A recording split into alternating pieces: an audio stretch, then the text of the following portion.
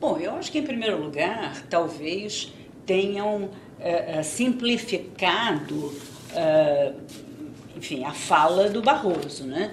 Porque, certamente, a questão das drogas, quer dizer, discutir política de drogas nesse país vai muito além, né, meramente de discutir o número de pessoas que estão presas. Né? Quer dizer, é evidente que grande parte dos presos hoje estão presos, acusados de tráfico de drogas, ou presos provisoriamente, ou já condenados. Né? E a gente sabe, há inúmeras pesquisas que já demonstraram que o perfil desse preso que está privado da liberdade, quer dizer, esse homem, essa mulher, privado da liberdade, acusado de tráfico de drogas, são pessoas primárias, são pessoas que carregavam pouca quantidade de droga, foram presas desarmadas e não têm ligação com facção criminosa. Quer dizer, é esse traficante da ponta da linha, esse traficante do pequeno varejo. Então, a gente colocando em linhas gerais, em português claro,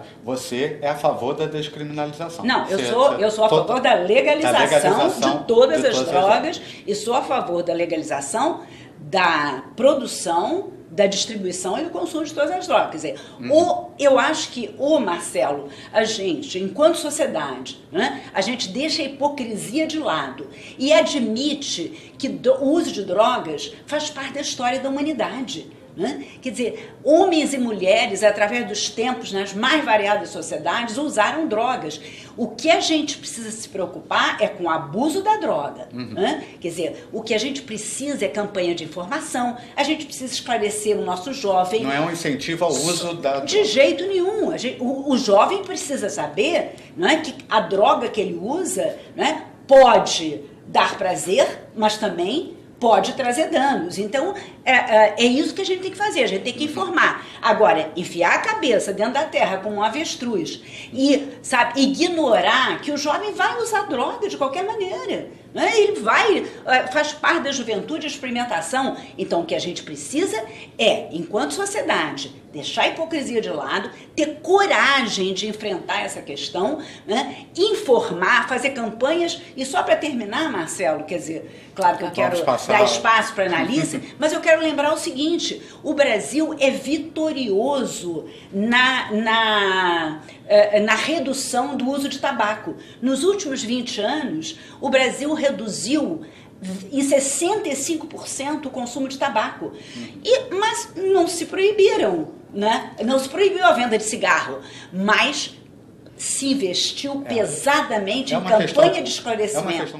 Que as pesquisas demonstram, né, que, claro, que quanto mais jovem, né, você se tornar dependente de qualquer droga, não é só maconha, mais problemas você vai ter. Então, há estudos que insistem, né, que os pais devem cuidar para que seus filhos não se exponham, né, a maconha ou outras drogas, né, na mais tenra idade. O próprio ministro Luiz Roberto, ele defendeu na reportagem, é importante que a gente diga, que ele não estava defendendo o uso de drogas, ele disse que é muito cuidadoso na criação dos próprios filhos, né, que ele não quer incentivar ninguém a usar drogas. Ele fala de uma questão pontual, que é o tráfico, né? Eu estive numa audiência pública chamada pelo Ministério Público Federal, pelo Conselho Nacional do Ministério Público. Eu estive nessa audiência pública no dia 17 de dezembro de 2016. Quer dizer, dezembro agora. E eu levei, porque, como eu sabia que a questão da saúde ia ser debatida, então eu levei, Marcelo, e eu quero deixar disponível aos internautas, eu levei, por exemplo, esse editorial. É um conjunto de documentos que até depois vou dar de presente para análise. Obrigada. Né? Por exemplo, a revista Lancet, que é a revista médica mais respeitada no mundo. A revista Lancet lançou um editorial em março de 2016 em que eles terminam dizendo o seguinte: já está na hora de olhar para essas questões de outra maneira. Nós precisamos entender, né, as nossas limitações. Eles chamam os médicos a assumirem seu dever ético, porque nós estamos no século XXI.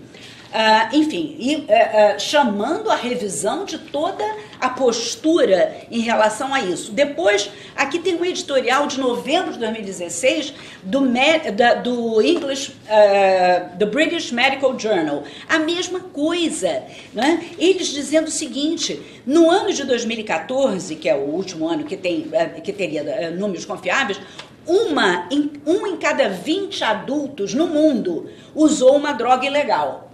Maconha, cocaína ou heroína.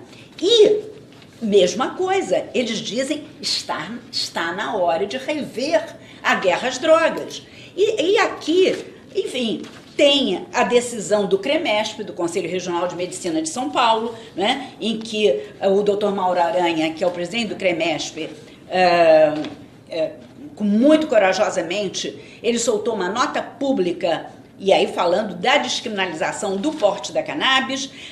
Enfim, eu fiz uma coleção aqui de textos, Marcelo, que são textos da área médica, né? Quer dizer, são médicos defendendo a revisão dessa legislação. Julita, deixa eu só terminar o raciocínio. São médicos dizendo o seguinte: claro que há problemas, né? Nós não estamos dizendo que o abuso de drogas não cause problemas, mas o que nós estamos dizendo é o seguinte: o abuso de drogas, na verdade, é muito limitado. São poucos os casos, né? Comparado com a enormidade de danos causados pela guerra às drogas. Então, cada vez mais, eu estive em Nova York na última Assembleia Especial da ONU, né? E embora não se tenha avançado como nós esperávamos, mas o documento é muito claro. Quer dizer, cada vez mais o mundo precisa olhar para essa questão do ponto de vista da saúde e não do ponto de vista da polícia, do sistema de justiça criminal.